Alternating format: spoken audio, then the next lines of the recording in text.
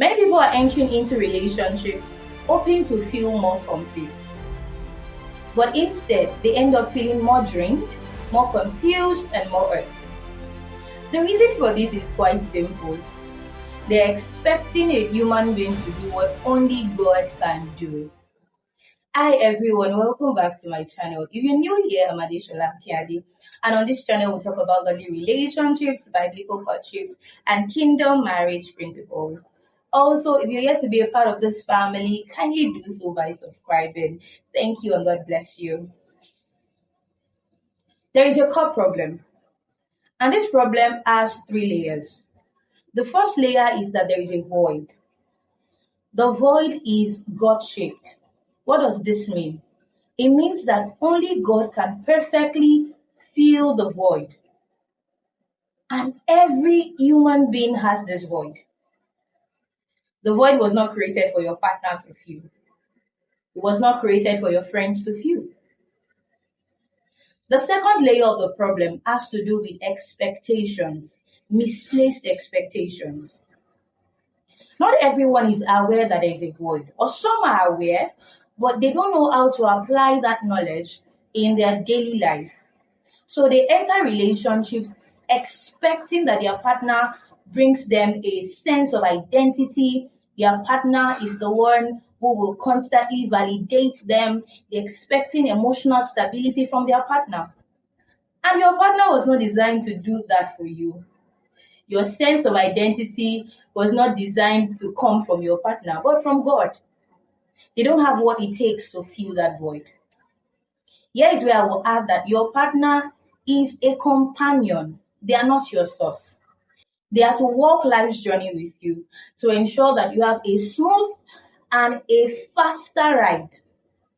They are not to be your source. The third layer of the problem has to do with the results. When you enter relationships with this kind of expectations and hopes, what do we see as the resultant effect of it? Number one, we see a lot of emotional burnout because your partner was not built to do this. If everything about your life, if you need constant validation, you need to be stable emotionally, and you're always turning to your partner for it, there will come a time that they will get tired because they are human beings. It will lead to a lot of emotional burnout. It will lead to a lot of frustrations because you'll be disappointed. They won't be able to meet that need. They were not designed to meet it. It will also lead to a lot of emotional dependency, which is not healthy. That you need to be stable. For you to be stable, your partner always has to be the one filling that gap. It's not healthy. God is your source, not your partner. So what's the way forward? I said it earlier that God is your source. He's the one who gives identity. And as a believer, your identity is in Christ. You're loved by God. God sees you. God knows you. God has called you by name. You're cherished by Him. You're His bride. And this love of God for you has nothing to do with what you've done. It has nothing to do with what you can do or will ever do. It was not earned. It was given to you. You've been approved by Him. You're not fighting for approval. You are living from approval. And one of the things that understanding does is that it anchors you. Because as human beings, everything we do it from a sense of identity, a sense of understanding who you are, who we are. If you don't understand that and you don't know that you can heal the sick, you won't be able to heal the sick because you don't know that you can heal the sick. If you don't know that you have $1 billion in your account, you won't be able to leverage on that money because you don't know you have it. It's the same thing with understanding that you are loved by God. It anchors you.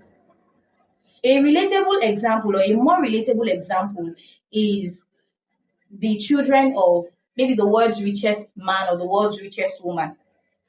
Imagine that they run into any kind of financial debt.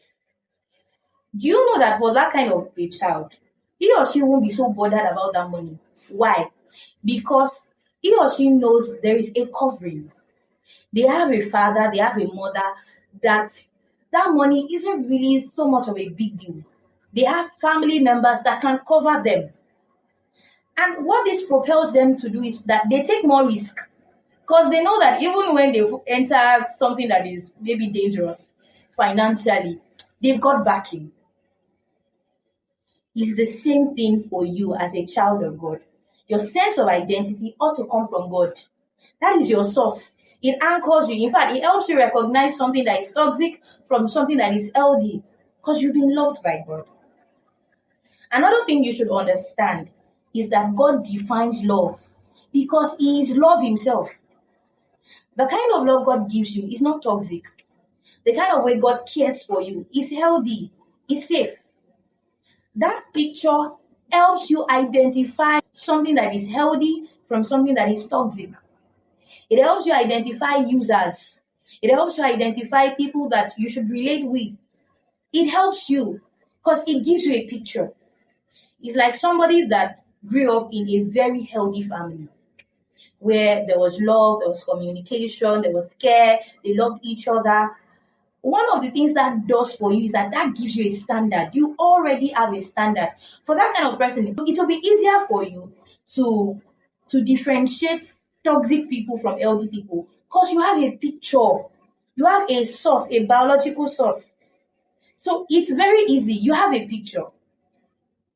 It's the same thing with your relationship with God. It gives you a picture of what love should be like with people.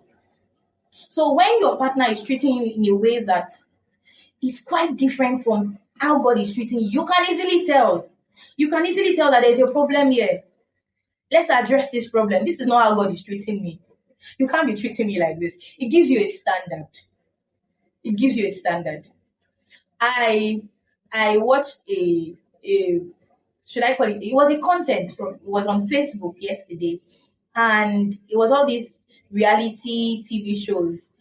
The wife wanted to surprise the husband. I think before that yesterday or before the time it was shot, they had issues at home. She wanted to surprise the husband. What did she do? She gathered her savings and went to buy land. She brought the deed of the land to the man to give as a surprise. And she called those content creators to film the moment and capture the moment. The response of the man was anger. He was angry. He was lashing out. Well, as I was watching it, I wasn't really reacting until he started eating her. And he was doing it in front of camera. I was just surprised. I was surprised I was angry at the same time. He was eating her, he was beating her, he was lashing out. At a point, he even told her, oh, kneel down there, raise up your hand. Thank God for the content creators because it was a woman and a man. They were telling the madam, stand up, why will you be kneeling down? And they were trying to correct the man that why will you be disgracing your wife like this? Because if you can do this where there is a camera, it means you're doing worse than that at home. I was angry at the man, but the response of the woman was the one that pained me the most. She was kneeling down, she was crying, she was begging, she was being abused. Yet she had lost all sense of knowing, of understanding what is right and wrong. All she kept saying was, I don't want my marriage to spoil. I don't want to leave my husband. This man will kill you. I was watching it and I was pained for her because I understood that something must have happened that had already chipped, because I don't know the full story, but from everything she was acting out, she had already lost a sense of, or the sense of identity, the sense of knowing who she was. She was pleading and begging someone that did not value her. And I could see that it was even more because she did not value herself. She had lost that understanding. She had lost that understanding. It got to a point that the content creator had to be boxing the man to protect the woman. It got that bad. And well, we can say those are the extreme cases, but it starts somewhere. I believe it probably started from not knowing that marriage is not the definition of your identity. Because, and I've seen it a lot, maybe because we are in Africa, a lot of women attach marriage to a lot of things. You believe that marriage is the definition of success, of fulfillment, and that's totally wrong. Because your sense of identity, where you should get stability, is in God. where you should primarily understand that you are valued is with God, not in a man, not in a woman, not in your marriage. Marriage ought to be a journey. It's a vehicle. It's not to be the source of your happiness, the source of your joy. Because in marriage, you have two human beings that are fallible, that can make mistakes, that can disappoint. If that is what you attach your joy to, you will be disappointed. You are just setting yourself up to be disappointed. I don't know what that story is, but when I saw that, I just felt very bad. I felt very bad for her. I felt very bad because obviously in that kind of case, the woman will still go back to that house. She probably will not even call family members to intervene because in her mind, she's trying to solve that marriage by begging. What I saw there had gone beyond begging. It needed intervention. What am I saying? What led me to all of this? Understanding that God loves you, it anchors you. It gives you standards. When people come into your space, they already know you have a standard. Because you have a God that loves you, you have a God that cares for you, you have a God that values you. It makes you value yourself. Another thing you should understand is that God is the one in charge of making you emotionally stable, not your partner. Emotional stability is not their job. They can only try. They can only try to affirm you, to admire you, to help you, to love on you through words, through actions. They can only try. But that work of making you emotionally stable, giving you joy, giving you peace is God's work. And so know God, know the Lord, have a working relationship with Him. It anchors you. It keeps you steady. Your partner is a human being. Human beings will always be human beings. They will disappoint. All I'm saying is that have a working relationship with God. Know the Lord for yourself. Have an ongoing conversation with the Lord. Your devotions, all of those things, they keep you steady. What this also does is that when you enter relationships, you enter it to give. It becomes easier to give because you already have a source. When you are anchored by God, you enter relationships to give, not to be complete, because you already know you are complete in God. And the way a relationship ought to be, the ideal model is that it should be between two givers, two people that are already anchored in God. You are coming together to give. Here is where I will paint the triangle model, the picture of the triangle. It has three sides.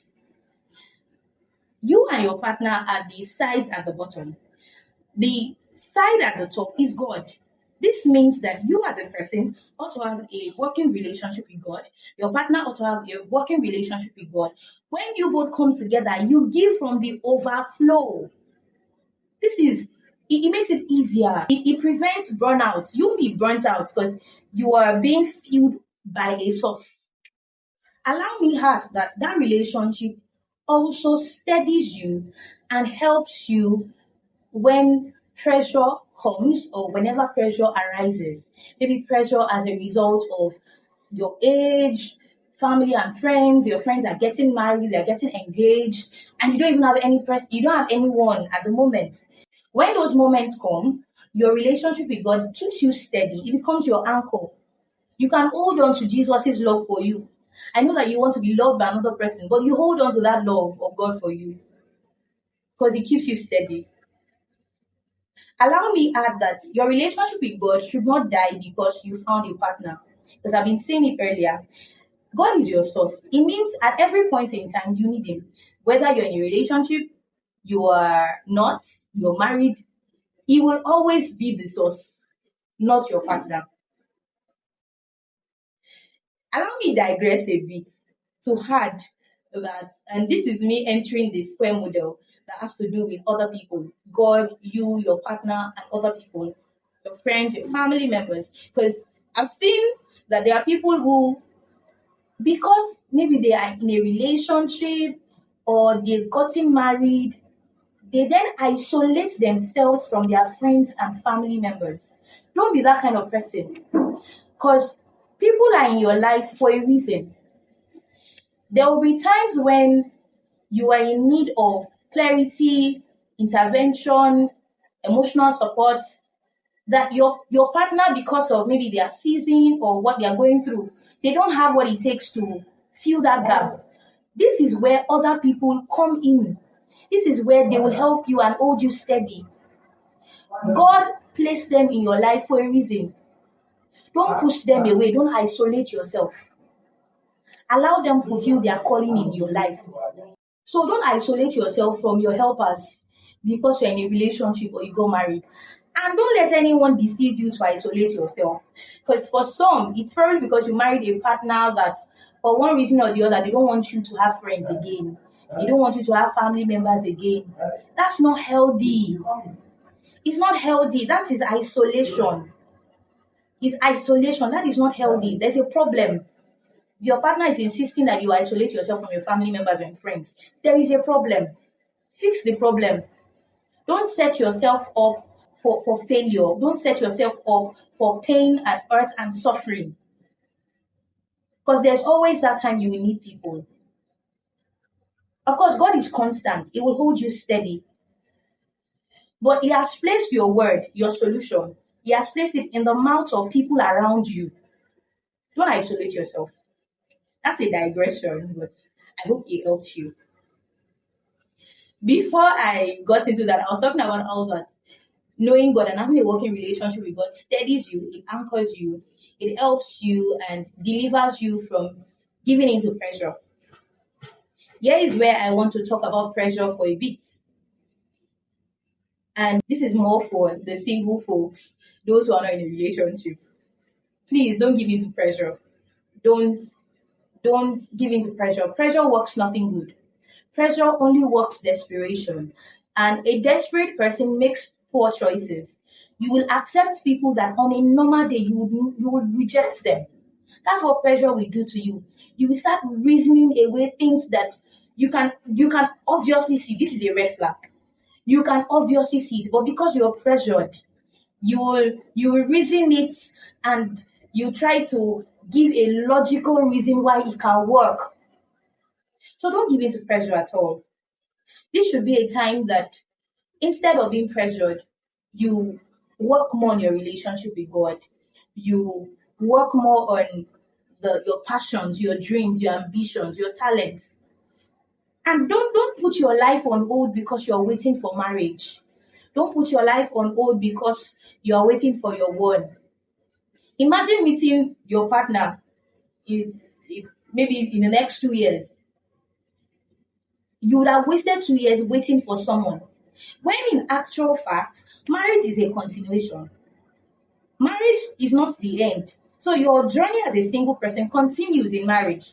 This means that what you're building as a single person continues. So don't put your life on hold because you're waiting for anybody. Continue building. Continue loving God.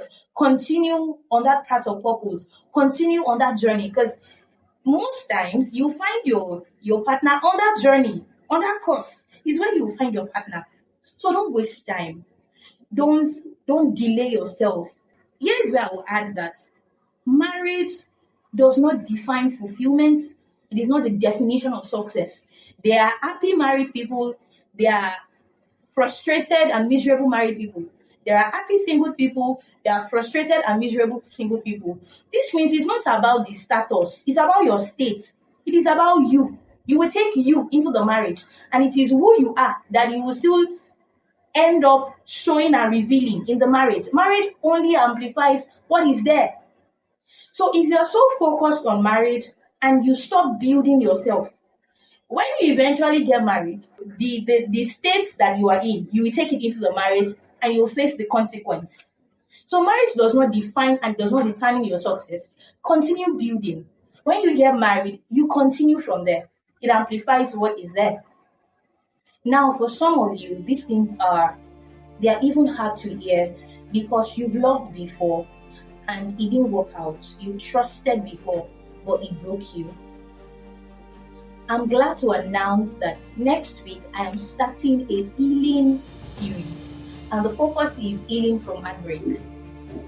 Alongside the series, we'll be having a 30 days healing from heartbreak journey challenge, where we'll have a task attached to each day, and by doing that task, you are drawing closer to being healed completely. Why is this important? If you don't heal properly, you'll carry pain into your next relationship and call it love. So I look forward to going on this journey with you all. Ensure that you're subscribed, turn on your notifications. Bye for now.